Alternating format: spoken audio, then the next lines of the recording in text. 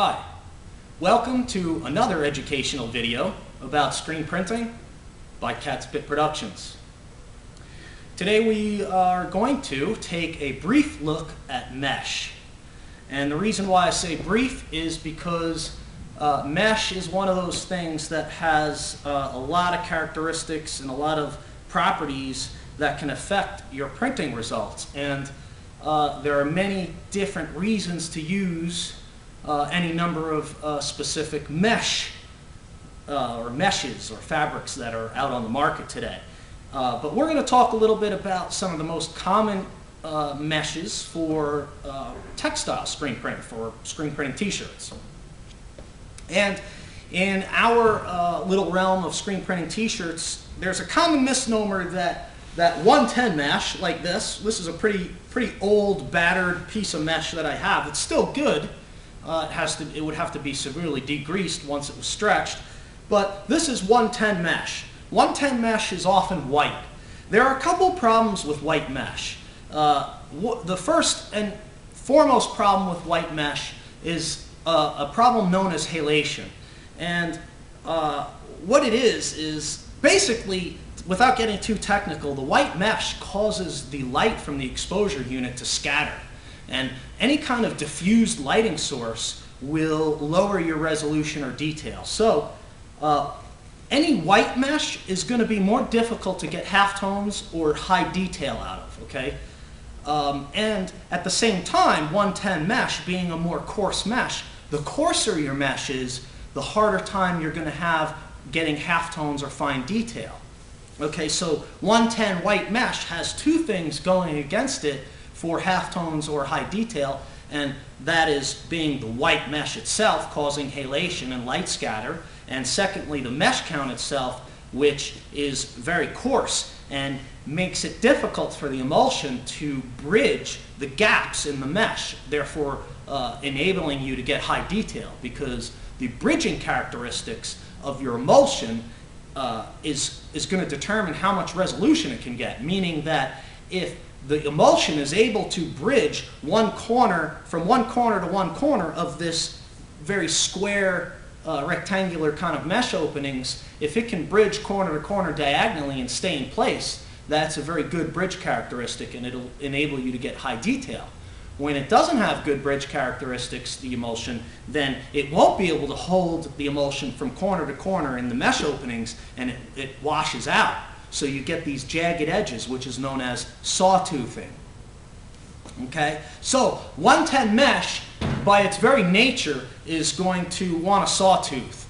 And really that's just the nature of it. You can use the highest quality emulsion you want, but between the halation and the coarseness of the mesh, it's going to be a more difficult mesh to work with. So for you guys that who are just starting and stuff, I would actually suggest going with a 195 because it's going to be a little bit easier to work with. It still may be white.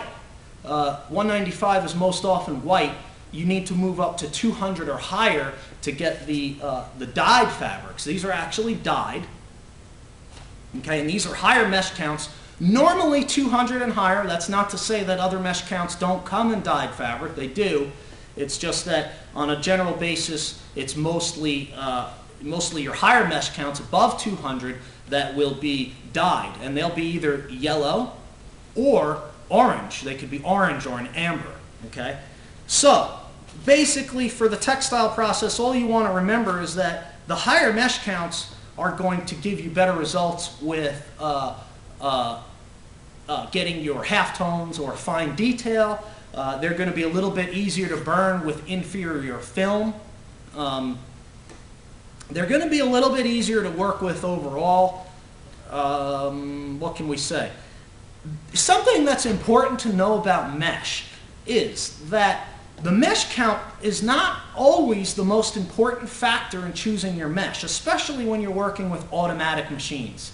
Sometimes the mesh opening is really what you want to look at. Now this gets a little bit technical, and I'm just mentioning it because sometimes on an automatic press, when we want to have maximum ink flow but yet retain a smooth surface, we may use a higher mesh count, but the thread that the mesh was made with is such that the actual mesh opening may be bigger than 110, believe it or not.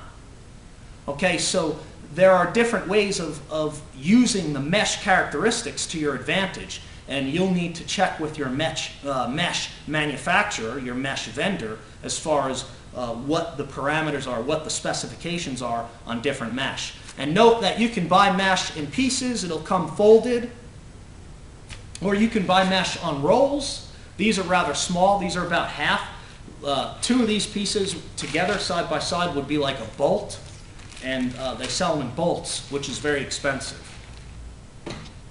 Okay, so let's just say that for general t-shirt printing, you're going to be in a mesh range between 110 and 230 for standard spot colors. Again, like I said, it can be very specific or very, how do you say, choosing your mesh is one of those things that is very specific to what you're printing and the artwork and the shirts you're printing. There are a lot of factors that can go into choosing your mesh. So today was just a little bit of a brief skim over, but you know, maybe it'll spawn some questions. If you guys have any questions about mesh, or if you have a project you're doing and you want to ask me what type of mesh I would suggest to use, go ahead and message me through YouTube or contact me through the website, and I'd be more than happy to answer questions about mesh. I hope this helps out a little bit. I know it was a quick, brief skim over, but without getting too technical, that's about all we can say. Remember to rate 5 stars, subscribe, and comment. And don't forget to visit catspitproductionsllc.com for all your information, educational information about screen printing. Thanks for watching.